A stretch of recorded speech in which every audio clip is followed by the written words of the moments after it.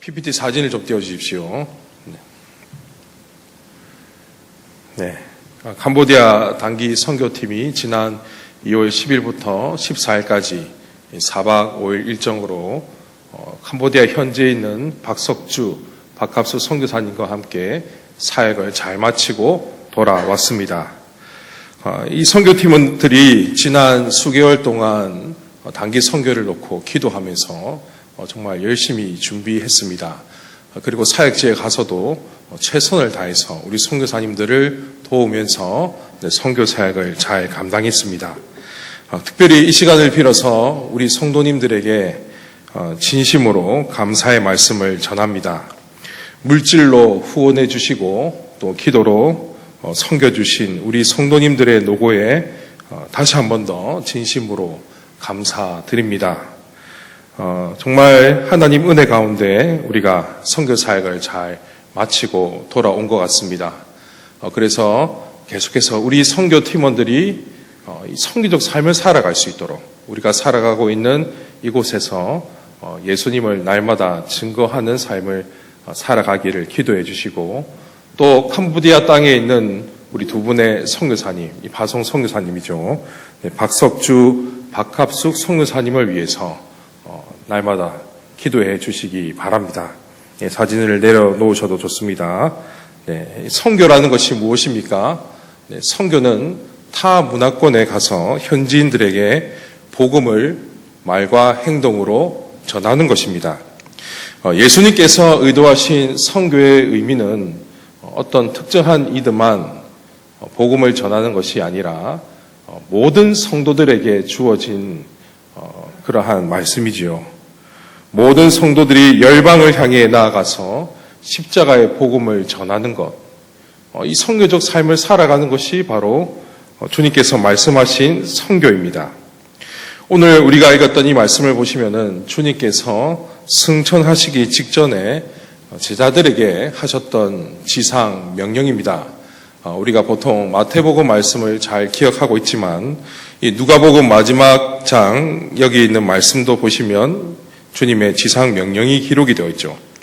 PPT를 좀 띄워주십시오. 누가복음 24장 48절과 49절 말씀 그리고 마태복음 28장 16절과 17절은 동일한 사건을 기록하고 있습니다. 제가 한 번 더 읽어보도록 할게요. 너희는 이 모든 일의 증인이라 볼지어다 내가 내 아버지께서 약속하신 것을 너희에게 보내리니 너희는 위로부터 능력으로 입혀질 때까지 이 성에 머물라 하시니라. 이번에는 마태복음 28장 16절과 17절 말씀을 함께 한 목소리로 읽도록 하겠습니다. 시작. 11 제자가 갈릴리에 가서 예수께서 지시하신 산에 이르러 예수를 배웠고 경배하나 아직도 의심하는 사람들이 있더라. 자, 오늘 우리가 보았던 본문 누가복음 24장 보시면 너희는이라고 말하고 있는 이들이 있습니다. 이들이 누구일까요? 너희는 이 모든 일의 증인이라. 이 병행 본문에 그 답이 나와 있죠. 예수님의 11 제자들입니다. 있는 가롯 유다가 빠진 11명이지요. 이 11 제자들은 놀라운 특권을 누렸던 사람들입니다. 어떤 특권을 누렸습니까? 죽음에서 부활하신 그 주님을 직접 두 눈으로 본 것이지요. 여러분, 이게 얼마나 놀랍습니까? 살아생전 하나님의 아들 되시는 예수님을 눈으로 본다니요. 이것만큼 놀라운 특권이 있겠습니까? 정말 그들은 자신들의 두 눈으로 생생하게 주님의 부활을 목격했습니다.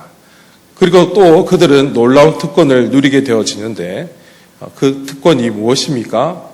영광스러운 모습으로 승천하실 그 주님을 보는 것입니다. 자신들의 두 눈으로 하늘로 올라가시는 그 주님을 생생하게 보는 것. 이 제자들은 이렇게 두 가지 크게 놀라운 특권을 누렸습니다. 하지만 이 제자들의 모습을 보십시오. 그들의 모습이 어떤 모습으로 보여지십니까? 부활하신 주님 앞에서도 여전히 나약한 믿음을 보이는 그러한 모습이 나타나고 있습니다. 다시 한 번 더 띄워주십시오. 마태복음 28장을 보시면 17절의 하반절에 예수를 배웠고 경배하나 아직도 의심하는 사람들이 있더라. 이 사람들은 제자들을 말합니다. 부활하신 주님께서 직접 제자들에게 찾아가셨음에도 불구하고 어떻다는 겁니까? 그들 가운데 예수님의 부활을 믿고 경배하는 이가 있지만 반면에 아직도 의심하는 사람들이 있었다는 거죠. 주님의 부활을 믿지 않았던 제자들이 있었다라는 겁니다. 우리가 읽지는 않았지만 누가복음 48절 위에 있는 내용도 보면 얼추 비슷한 그런 내용이 기록이 되어 있습니다. 예수님의 제자들이 부활의 주님을 보고도 믿지 않았다는 겁니다. 의심했다는 거죠. 예수님께서는 십자가에서 못 박히고 돌아가시기 전에 여러 차례 제자들에게 사흘에 죽으시고 사흘 만에 다시 살아나실 것을 강조해 오셨습니다. 그러니까 주님의 부활을 계속해서 말씀하셨고 직접 몸소 보였음에도 불구하고 여전히 믿지 않았던 제자들이 있었다는 겁니다. 어쩌면 이것이 우리의 모습일지도 모릅니다. 예수님의 죽으심과 부활을 영적으로 경험한 우리들이지만 여전히 우리 가운데는 주님의 부활을 의심하는 성도들도 있을지도 모르겠습니다. 지금까지 믿음 생활하면서 얼마나 많이 들어왔습니까? 예수님의 죽으심과 부활에 대해서 계속해서 들어왔지만 그럼에도 불구하고 마음에 의심이 일어나는 사람들도 있을 것입니다. 그러나 오늘 우리가 이 본문을 통해서 기억해야 할 놀라운 사실이 있습니다. 그것이 무엇이냐면 예수님은 바로 이러한 이들을 포함하고 있는 교회 공동체에 당신의 지상 명령을 주셨다라는 사실입니다. 그러니까 주님께서 제자들에게 지상 명령을 주셨을 때에 그들의 상태가 여전히 나약하고 부족한 그런 상태였는데 부르시고 놀라운 사명을 주셨다는 겁니다. 여러분, 이것을 세상적인 원리로 보면 어떻습니까? 매우 비효율적입니다. 회사에서 사람을 채용할 때 어떤 사람을 뽑습니까? 자격을 갖춘 사람만 뽑는 거죠. 재능이 있고 완벽하게 실력을 갖춰준 인재들을 뽑아서 자신들의 일에 동참시킵니다. 그러면서 실적을 쌓게 하고 회사는 그래서 자신들의 업적을 높이 쌓으려고 하죠. 인간적으로 보면은 이것이 매우 효율적입니다. 지혜롭습니다. 그렇게 하는 것이 당연한 거죠. 하지만 오늘 본문을 보시면은 좀 이상합니다. 왜 그렇습니까? 왜 하필이면 연약하고 부족한 이들에게 지상 명령을 맡기셨냐라는 거죠. 당연히 이렇게 위대한 사역도 거기에 합당한 준비된 자를 하나님께서 쓰시고 사용하셔야 하는데 오늘 이 본문을 보면 어떻습니까? 여전히 증인으로서의 자격을 갖추고 있지 못한 이들에게 지상 명령을 주셨다는 겁니다. 증인이 어떤 사람입니까, 여러분? 증인은 다른 수식어가 필요하지 않습니다. 직접 보고 들은 바를 그대로 전하는 이가 증인입니다. 예수님의 부활을 보고도 믿지 않은 사람이 사실 증인으로서의 자격을 갖추었다라고 볼 수 있겠습니까? 그렇지가 않죠. 여전히 주님의 부활을 믿지 않고 의심했던 자들인데 그런데 주님은 그들에게 위대한 일을 맡기십니다. 우리 주님이 무슨 생각으로 이런 일을 하십니까? 선교하는 것이 대충 해도 되는 그런 일로 주님께서 생각하시고 맡기신 겁니까? 복음을 전하는 것이 매우 쉬운 일이기 때문에 아무나 시켜도 되는 일이기 때문에 그렇게 맡기신 겁니까? 우리 주님은 우리의 재능과 실력에 의존해서 선교 사역을 진행하지 않으십니다. 여전히 어설프고 그리고 부족한 우리를 부르신 이유는 이 선교라는 것이 우리의 힘과 능력으로 되는 것이 아니라 하나님의 능력으로 되는 것을 깨닫게 하기 위해서 이렇게 부르신 겁니다. 주님의 지상 명령인 선교야말로 세상에서 가장 어려운 일이며 위대한 사역입니다.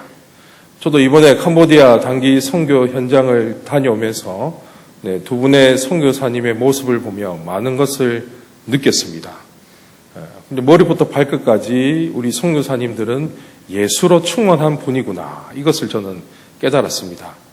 모든 관점을 어떻게 보고 판단하고 생각을 하냐면 예수님의 시각에서 생각하고 판단하고 그렇게 말과 행동하시는 모습을 보면서 제 모습과 많이 비교되었습니다.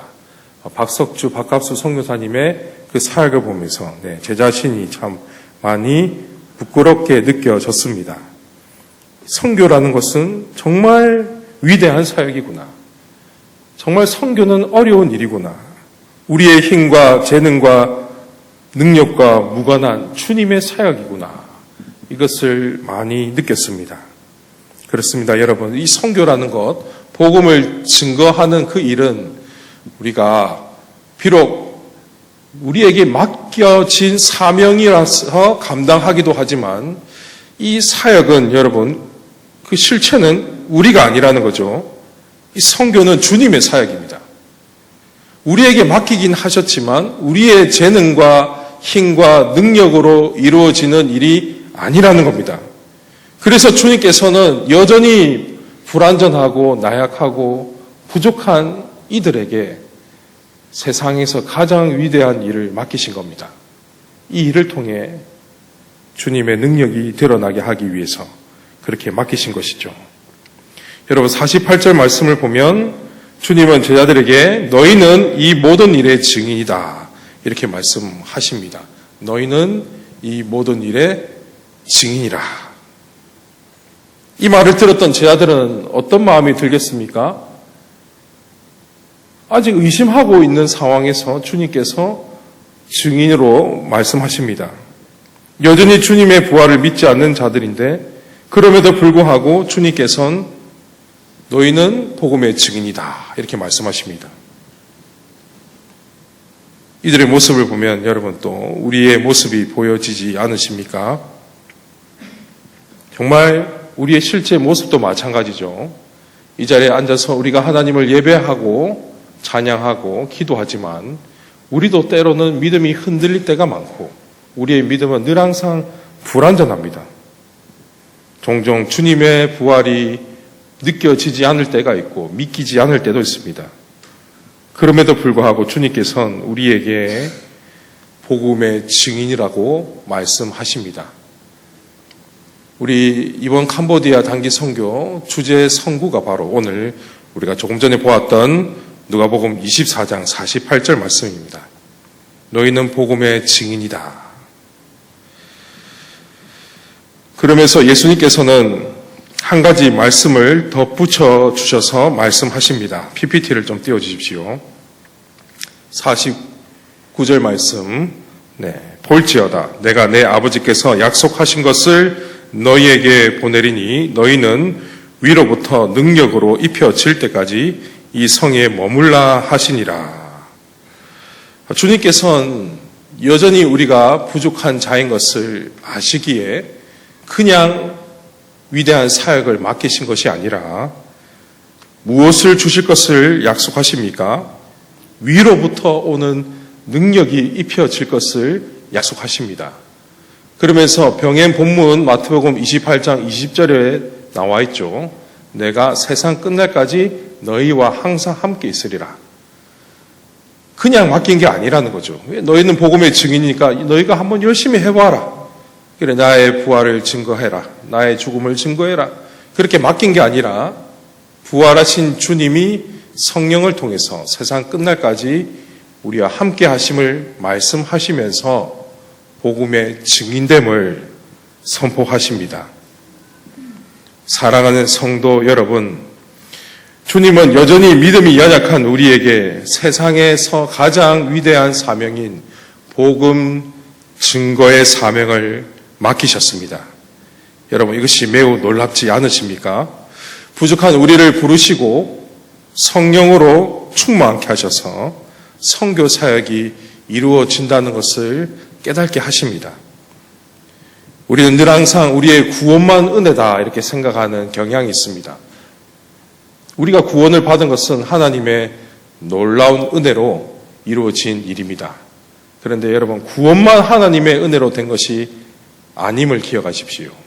주님의 지상 명령, 이 선교 사역도 주님의 은혜로 되는 겁니다. 이 선교 사역이 구체적으로 어떻게 이루어지는지에 대해서 오늘 우리 본문 46절과 47절에 나와 있습니다. PPT 좀 띄워주십시오. 제가 한번 쭉 읽어보도록 하겠습니다. 또 이르시되 이같이 그리스도가 고난을 받고 제3일에 죽은 자 가운데서 살아날 것과 또 그의 이름으로 죄사함을 받게 하는 회개가 예루살렘에서 시작하여 모든 족속에게 전파될 것이 기록되었으니. 그러면 이 복음을 증거하는 것, 선교 사역이 무엇이라고 주님께서 가르쳐 주십니까? 46절에 보면 그리스도가 고난을 받고 제3일에 죽은 자 가운데서 살아날 것을 먼저 증언하는 거다 이렇게 알려주십니다. 이것을 더 간단하게 요약하면 예수님의 십자가와 부활입니다. 이 예수님의 십자가와 부활을 좀 더 요약하면 복음입니다.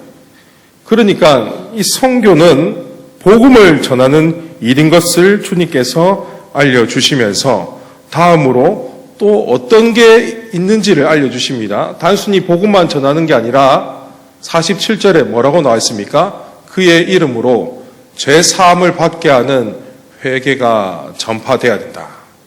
이 두 가지가 여러분 선교 사역이라는 거죠. 십자가의 복음을 전하고 또 십자가의 복음을 받아들이게 하는 그 회개를 전파하는 것. 회개할 때 복음이 받아들여지게 되는 겁니다. 그러니까 이 회개라는 것은 복음을 받아들이게 하는 은혜의 수단입니다. 세례 요한의 사역을 기억하시면 좋을 것 같습니다. 예수님께서 오시기 전에 그가 6개월 동안 요단강에서 어떤 사역을 감당했습니까? 자기 백성들이 회개하도록 하는 일, 죄 사함의 세례를 그가 맡아서 감당하지 않았습니까? 그래서 이 회개라는 것은 복음을 받아들이게 하는 은혜의 수단입니다. 회개하여서 복음을 받아들인다는 거죠. 그래서 실제 선교 사역의 진행 과정을 보면 이 공식이 그대로 들어갑니다. 어떤 선교지라든지 선교 현장인지 이것이 빠지는 곳은 없습니다. 예수님의 십자가와 부활을 증거하고 또 이 복음을 받아들이도록 그들에게 회개를 촉구하는 과정이 선교입니다. 물론 시대마다 그 전하는 방식과 방법은 다양하게 변하게 될 수도 있지만 이 중요한 요소는 변함이 없습니다. 우리 주님께서 말씀하신 그대로 지금도 이렇게 선교 사역을 하고 있습니다. 네, 방송실 띄워주십시오. 저희가 사진을 띄워주시면 좋겠습니다. 이 캄보디아 선교를 가서 오전에 했던 사역이 이 프놈펜 지역에 있는 외곽에 있는 시골 마을인데요. 엉끼어 다이라는 마을에서 복음을 증거했습니다. 저기 우리 아영자매 같은데 맞는지 잘 모르겠습니다. 맞는 것 같기도 하고, 네, 아영자매가 지금 캄보디아어로 현지인들에게 이제 복음을 전하는 거죠. 조금 전에 주님께서 알려주신 그 공식대로 십자가의 죽으심과 부활 그리고 죄 사함을 받게 하는 회개를 캄보디아어로 이렇게 증거했습니다. 전했습니다. 우리 아영자매는 잘했을 거라고 생각이 듭니다.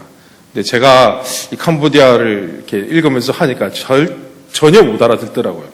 제 나름대로 이렇게 열심히 최선을 다해서 이렇게 말을 해봤는데 크메르어로 이렇게 준비한 대로 이렇게 전해봤는데 잘 못 알아들었습니다.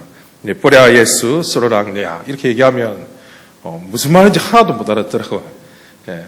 다음 사진을 넘겨주십시오. 그래서 같이 함께 간 현지인이 있는데, 저기 보시면은 한 청년이 있죠. 캄보디아인 청년이 있는데 빤냐라는 청년입니다.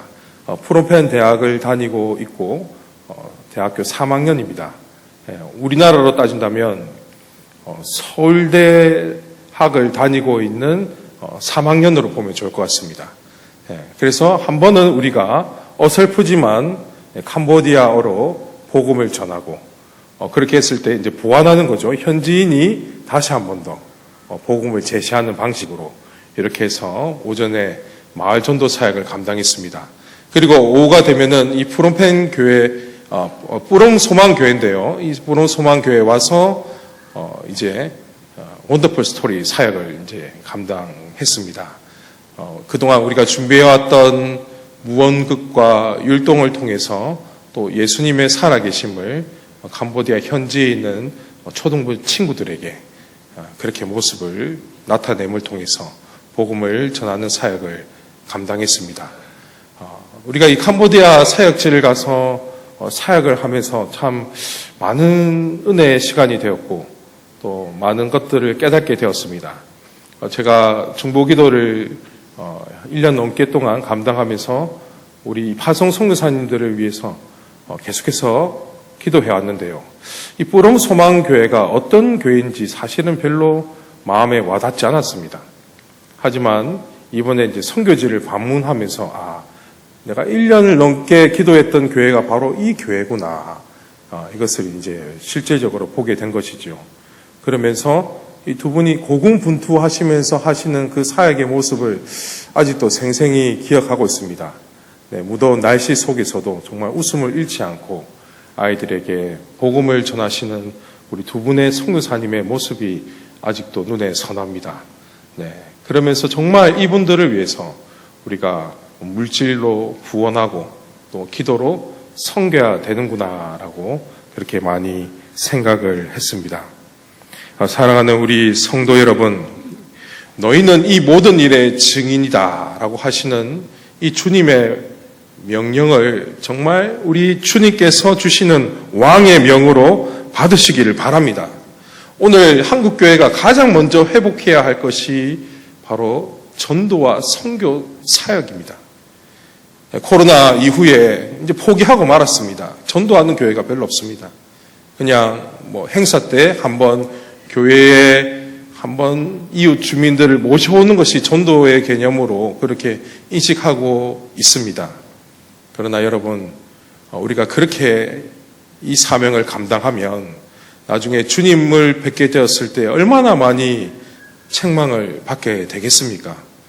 착하고 충성된 종아, 네가 잘하였도다. 이런 칭찬을 받으려면 지금 우리가 이 사명을 잘 감당해야 하지 않겠습니까? 그리고 주님께서는 분명히 우리에게 말씀하십니다. 이 복음의 증인된 사명은 우리의 실력과 능력으로 되는 것이 아님을 말씀하십니다. 성령의 능력을 통해서 하나님의 힘과 능력으로 되는 사역임을 말씀하십니다. 성령을 부으셔서 우리가 복음의 증인이 되게 하신다라고 말씀하십니다. 여전히 연약한 우리를 부르시고 당신의 증인이 되게 하시는 이 은혜를 꼭 붙드시기 바랍니다. 이 캄보디아 단기 선교팀이 이번에 선교지에 가서 이렇게 사역을 감당하고 왔습니다. 그러니까 우리 성도님들은 이 선교라는 것을 어떤 의미로 생각하십니까? 이번에 단기 선교팀처럼 특별한 기간, 다른 나라에 가서 복음을 전하는 것이 선교라고 생각하십니까? 네, 물론 선교죠. 하지만 이 선교의 의미는 지금 우리가 살아가고 있는 삶의 현장에서 이곳에서 주님을 나타내고 드러내는 것, 예수님의 십자가의 죽으심과 부활을 증언하고 그리고 주님께서 알려주신 대로 죄 사함의 회개를 전파하는 것, 이것이 바로 여러분 선교입니다.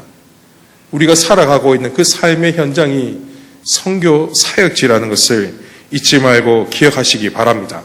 그래서 날마다 주님의 십자가의 복음을 증거하십시오.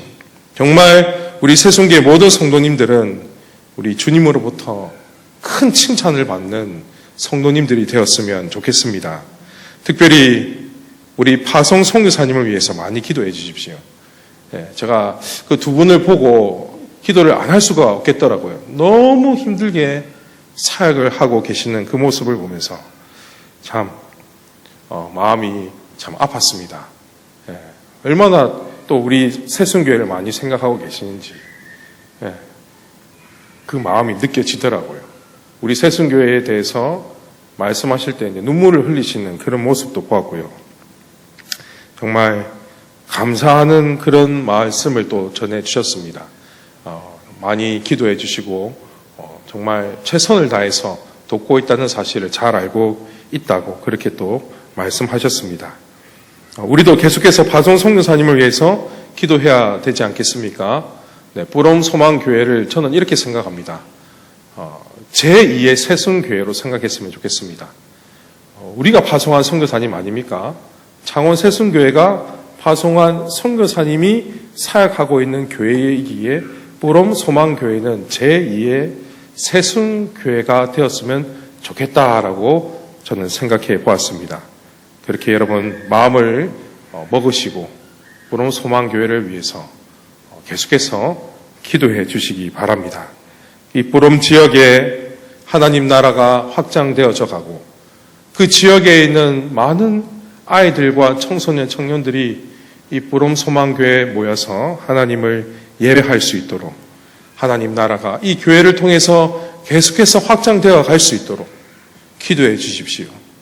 두 분의 선교사님의 영성과 또 날마다 성령의 충만을 경험할 수 있도록 기도해 주시기 바랍니다. 저는 정말 우리 새순교회가 선교적인 교회가 되기를 소망합니다. 이 선교라는 것은 우리의 선택 사항이 아니라 주님이 재림하실 때까지 우리의 존재의 이유입니다. 우리가 살아가는 이유가 예배라고 말씀하고 있지만 예배와 저는 동급이 선교라고 생각합니다. 전도라고 생각합니다. 정말 우리의 삶의 모든 영역에서 선교적인 몸부림이 일어나기를 기대합니다. 그리스도의 죽으심과 부활이 우리의 일상 속에서 지역 주민들에게 증거되기를 간절히 소망합니다. 날마다 하나님의 능력을 힘입어 우리가 살아가고 있는 삶의 현장에서 주님의 십자가의 복음을 담대히 전하시는 우리 모든 성도님들이 되기를 주님의 이름으로 축원합니다.